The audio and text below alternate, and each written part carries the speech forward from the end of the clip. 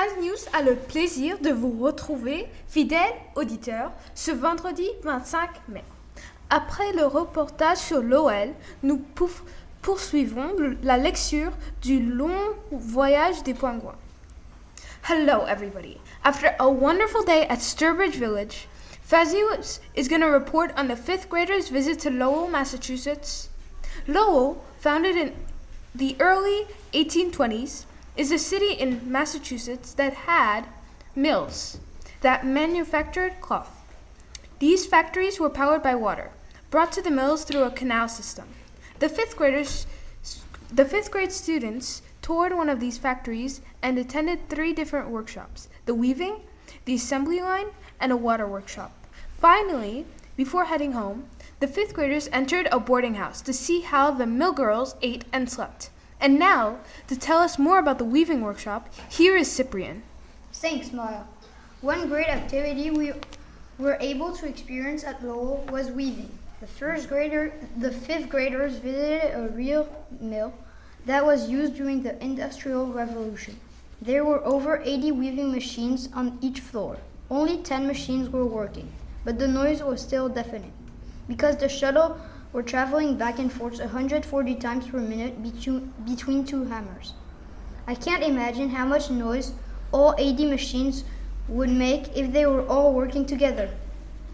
After that, we all got the opportunity to weave our own piece of cloth using small weaving machines called a loom.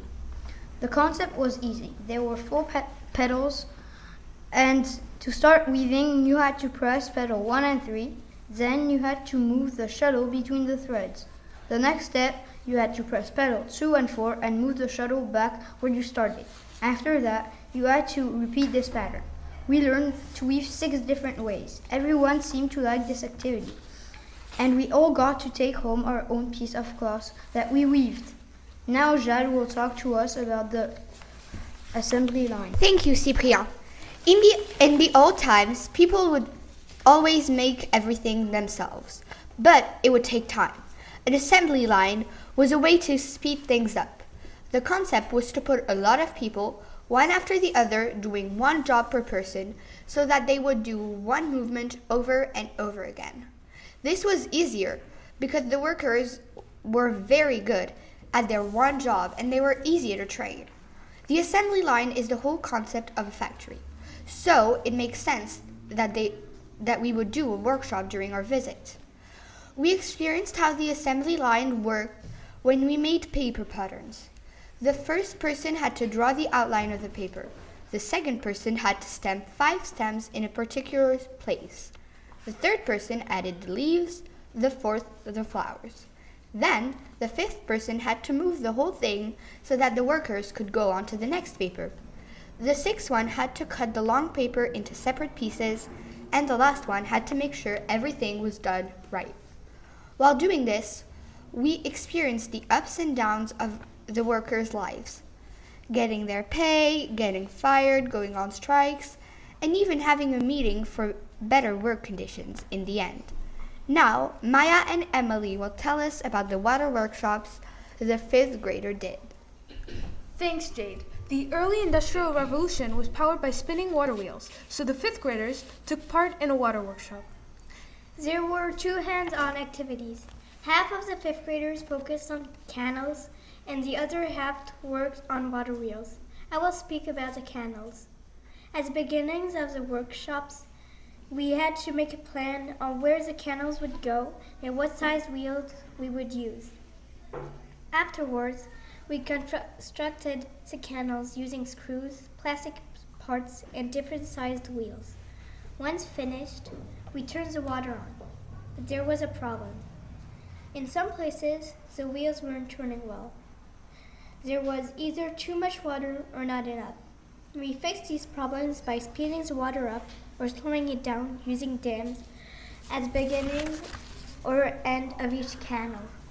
At the end, we made the wheels turn the right speed. Now Maya will tell you about the water wheels. The water wheels was a variable experiment. The 5th graders had to work in groups to find out the fastest and strongest combination of wheel and water flow. We had to pump the water until it reached a certain level. Then, to find out how fast it went, we released the water and counted how many times a wheel spun in 15 seconds. To find out its strength, we counted the number of weights we could put in a bucket attached to the axle of the wheel. We found the best wheel and water flow combination was the bucket wheel because it had an angle that flowed faster and stronger, along with the water flowing over the wheel. Merci pour cet excellent reportage. Nous enchaînons directement avec nos lecteurs préférés. Félix, Jacques, Kiwi, Chloé, Delphine, Salina, Céleste, Mika, Naomi, Noémie. Scène 7. Barbanègre, la pieuvre des tropiques. Ayant dépassé, comme prévu, la France, puis l'Espagne, puis le Portugal, puis le Maroc, il croise au large des îles Canaries. Le soleil brille de tous ses feux sur la surface calme de l'océan. Il est midi. L'eau est chaude, le sud se rapproche, la mer est lisse comme un nuage. On a envie de regarder le ciel. Comme tout est calme, je suis loin maintenant de ma banquise. Il y a combien de jours que je voyage? Je ne sais plus. Brusquement, il fait noir. Noir comme dans un four. Que se passe-t-il? Tout est noir autour de moi. On dirait que je descends au fond d'un rêve. Tu ne descends pas au fond d'un rêve, mais au fond de la mer, joli pingouin. Je t'emmène dans ma caverne merveilleuse. Laisse-toi percer par mes 8 bras. Qui parle? Je ferai de toi mon prince. Je te couvrirai de bijoux. Tu seras le plus riche et le plus admiré des autres au fond de la mer. Pourquoi mon corps n'a-t-il plus de réaction et mon esprit non plus? J'ai l'impression d'être un nouveau-né dans les bras de sa mère. Tu es dans les bras de celle qui t'aime et qui t'admire. J'ai été suivie de moi sans me montrer.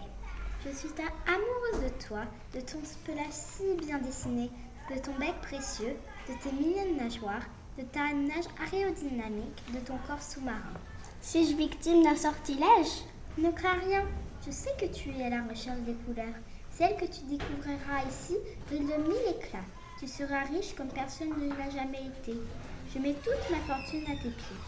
J'ai dû manger un crustacé bizarre. C'est mon encre qui t'enveloppe dans ces ténèbres. Bientôt, elle se dispersera et mon royaume t'apparaîtra. Je suis Barbanègre, la pieuvre des tropiques.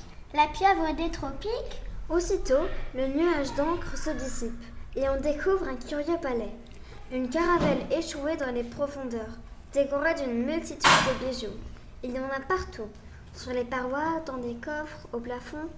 Regarde ces améthystes violettes, ces rubis rouges, ces diamants, ces émeraudes, ces saphirs, ces opales, ces lapis lazuli, ces topazes. C'est moi qui les ai rassemblés ici, en fouillant les bateaux naufragés pendant des années. Je les ai déposés dans mon antre et maintenant je les mets à tes pieds. La voix est partout, mais je ne vois personne. Je suis partout et nulle part. Je suis le cercle dont tu es le centre. Je suis la peau et tu es le fond. Ce doit être une divinité du fond des mers. Mais pourquoi m'a-t-elle choisi? Parce que tu es le plus beau. Essaye donc cette ceinture en émeraude. Une tentacule sort d'un hublot et dépose à ses pieds la ceinture d'émeraude. Quel est ce bras long et souple comme une algue géante? Mes bras sont impitoyables pour mes ennemis, mais pour toi, petit pingouin, ils seront les bras de l'amour. J'ai la tête qui tourne. Moi aussi, petit pingouin, mais comment résister au bonheur de t'avoir trouvé, mon prince charmant?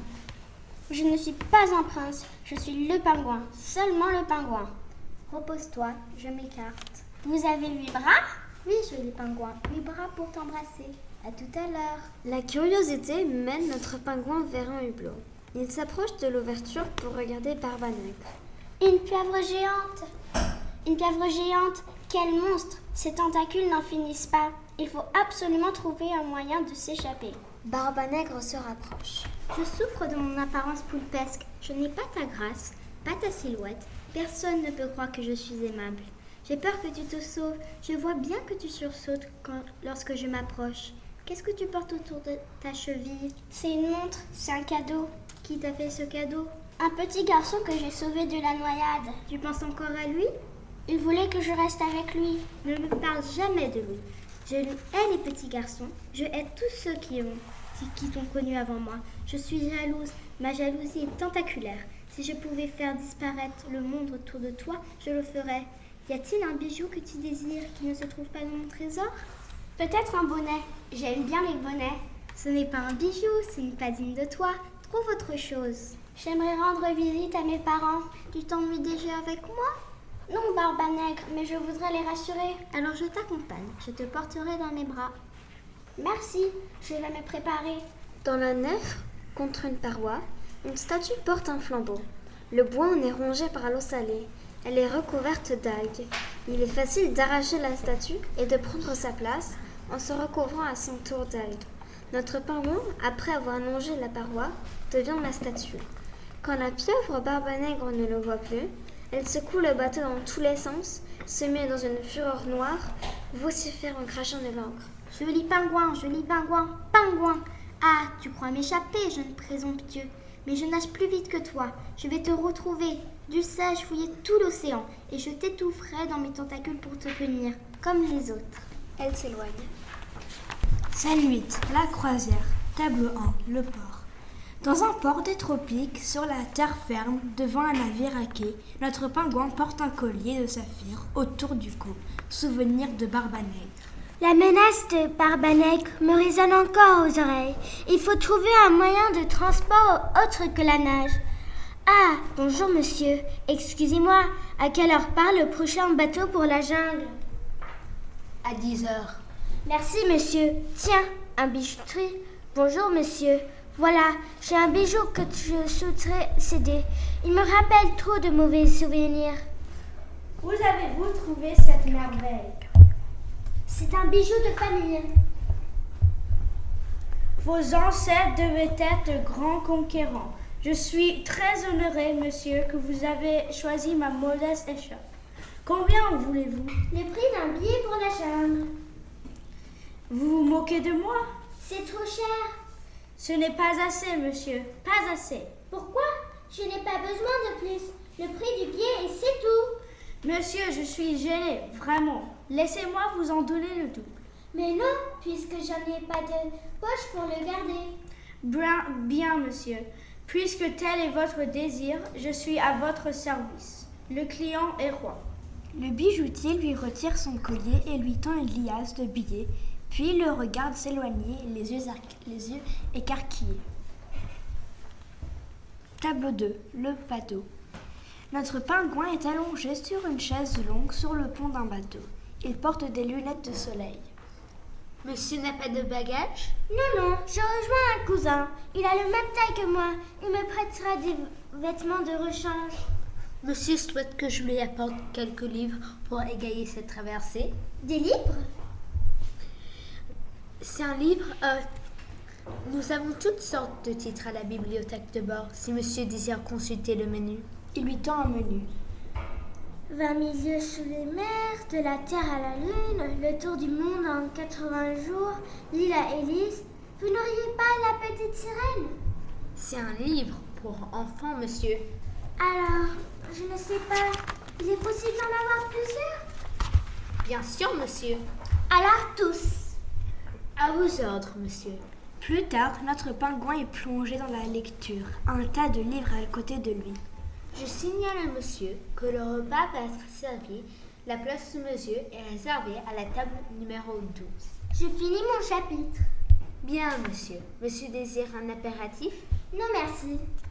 Je laisse monsieur à ses occupations. Plus tard, on entend des effluves de musique dansante. Apparaît une jeune fille. Chère amie, je me permets de me présenter. Marguerite, je suis votre voisine de table, mais je n'ai pas eu encore le plaisir de vous avoir à mes côtés. Vous ne mangez jamais? C'est-à-dire que je ne peux pas abandonner mon histoire au milieu. C'est trop passionnant. Il y a bal ce soir. Chacun a sorti ses plus belles toilettes. Moi-même. Elle tourbillonne pour montrer ses volants. Un bal? Sur le bateau?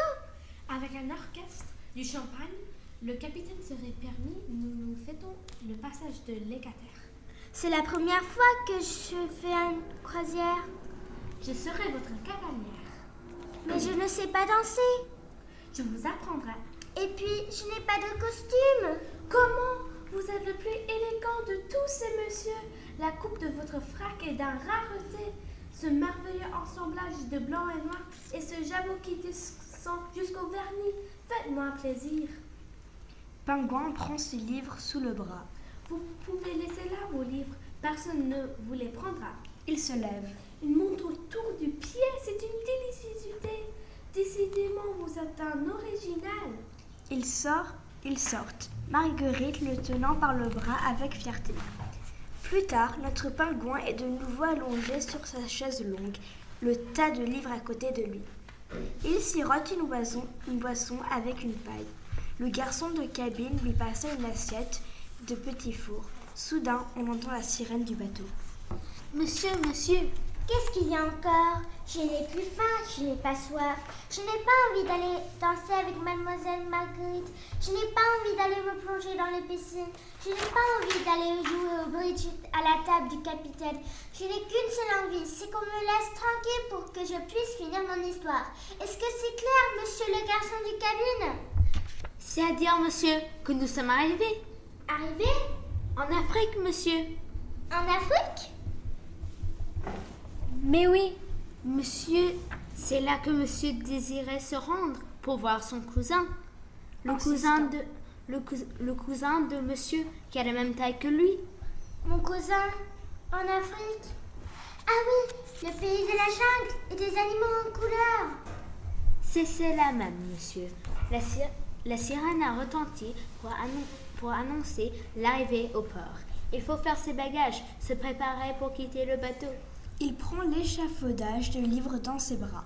Qu'est-ce que vous faites? Je rapporte les livres, monsieur, à la bibliothèque de bord. Mais celui que je suis en train de lire, le Nautilus, est-ce qu'il ne serait pas possible de l'emmener avec moi? Nous n'avons pas le droit. Il fait partie de la bibliothèque. Il suffit de ne pas le dire. Je vais vous faire un cadeau. Il détache la montre de sa cheville et la lui tend. Je ne sais pas si je peux, monsieur.